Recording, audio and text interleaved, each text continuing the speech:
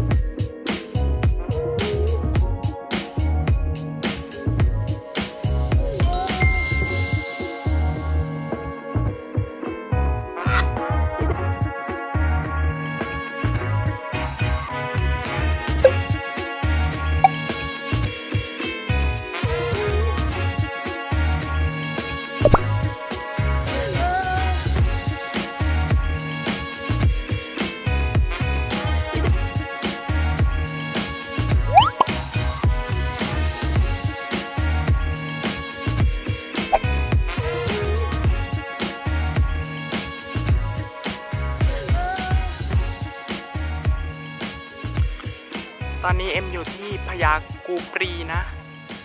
อยู่ใกล้ๆช่องสงามเดี๋ยวเก็บภาพบรรยากาศให้ดูโดยรวมเลยนะว่าเป็นยังไงบ้างไปดูกันเลย